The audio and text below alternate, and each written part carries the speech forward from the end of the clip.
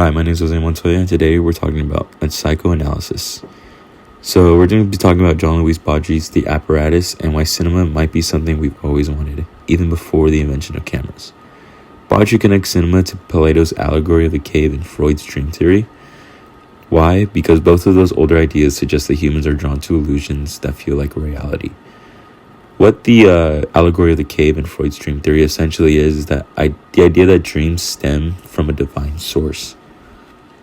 As you see in Plato's cave, people are chained up watching shadows on a wall, thinking those shadows are real life. Baudry says that basically that's what cinema is.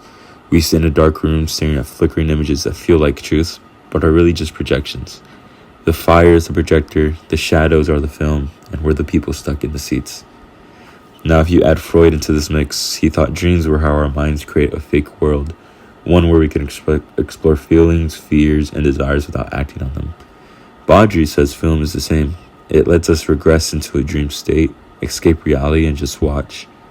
So, is the desire for cinema something that's always been in us? Personally, I think it has. I think we've always been drawn to stories and being distracted from the real world. We've always told stories drawn on cave walls and staged plays, dreamed dreams. Cinema is just the latest, most high-tech way to create a controlled illusion of reality. Now, how that connects to Rashomon? The film is all about how we create our own versions of truth. 4 people tell 4 different stories about the same crime. Each version just feels totally convincing, but they can't all be true. Baudry would say Rashomon proves his point. Cinema doesn't show objective proof, it shows versions of truth. And because we're in that dream state while watching, we accept what we're shown. Each character's story feels true while they're telling it because we're watching it through that pseudo-reality Baudry describes.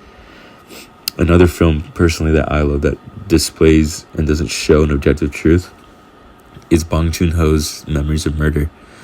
But Memories of Murder is basically about these 2 detectives who really aren't the best detectives. They're just casual, they're not anything special. But in Korea, they start sort of diving into this case about women being killed by a serial killer.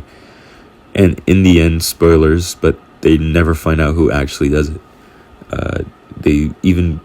One of the most chilling scenes I've seen is in the end, one of the detectives looks straight into the camera and says, "Did you do it?" He stares right in the camera, basically talking to the person that has done this, since this is based on a real story that could be watching the same movie. That detective is looking straight at that person that's watching the film. And that's something that, to me, it doesn't show an objective truth.